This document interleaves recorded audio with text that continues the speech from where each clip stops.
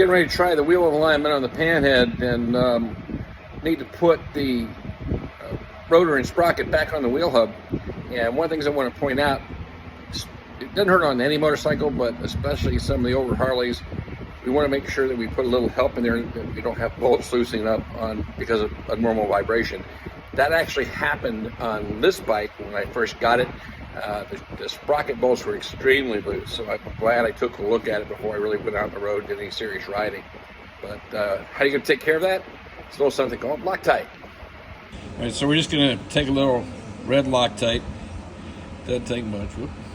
Just thought I'd do this on the camera. Just a couple of drops. There we go. On each one. Just like that. And now we're ready to, come here, now we're ready to go ahead and assemble it together.